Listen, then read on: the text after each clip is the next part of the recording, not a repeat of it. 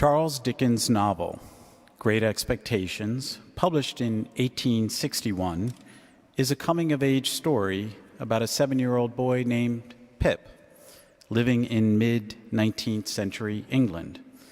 Pip is orphaned, poor, and a social outcast. He feels that he doesn't belong anywhere. Yet he falls in love with the beautiful, aloof, 10-year-old Estella, who rejects him.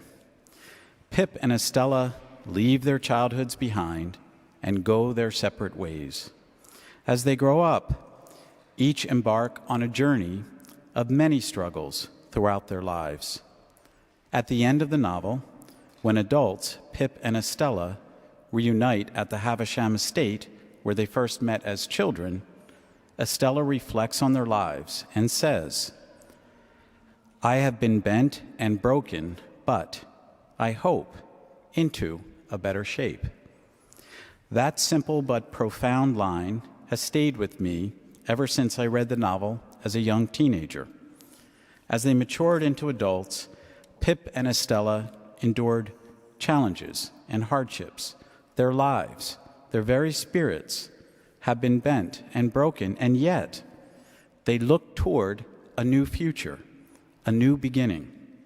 The story is about wealth and poverty, love and rejection, good and evil, life's setbacks and triumphs. But it's also about change, about transformation, and about new beginnings. Most of us begin our lives with great expectations and endure challenges and changes. We experience our own joys and troubles, marriage and divorce, birth of children and loss of loved ones, new friendships and broken ones, love and rejection. While we have great expectations of ourselves, our lives take twists and turns in ways we never could have expected.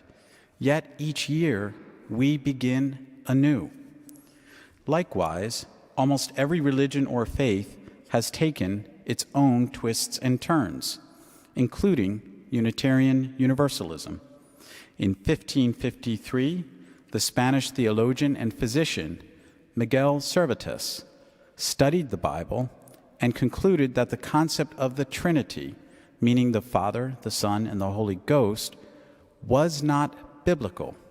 He rejected the Trinity and preached about non-Trinitarianism, the belief in one God, which was later called the Unity, or Unitarianism.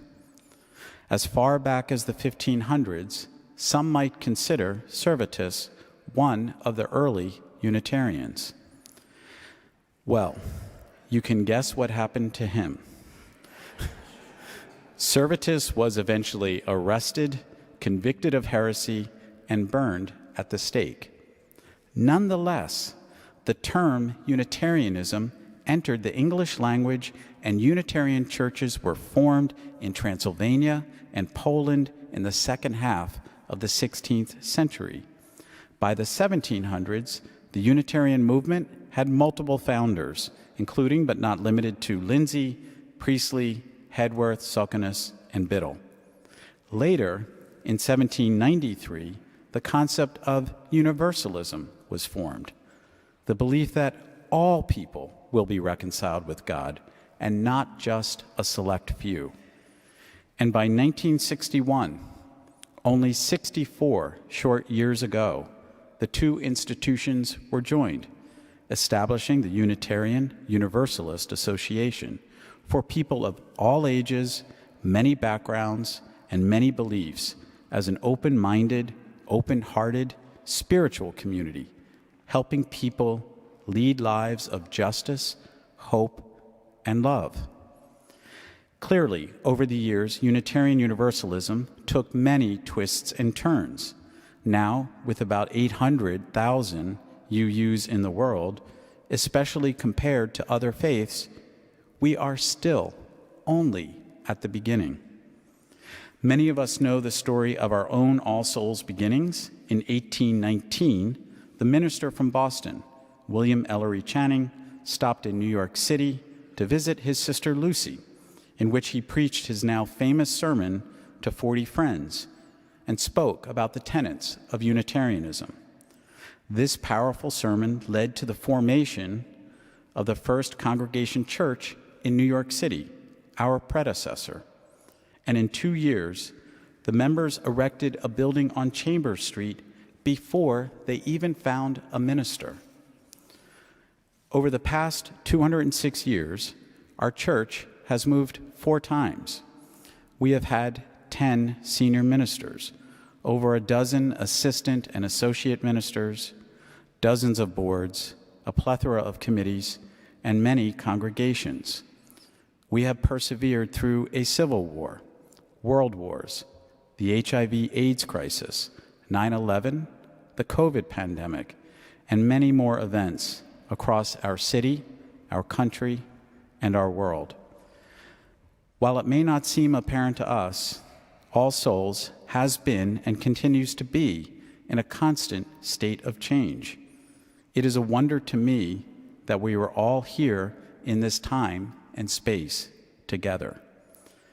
Is this part of some grand divine plan, or did this happen randomly? What would Servetus and our founders think of us now?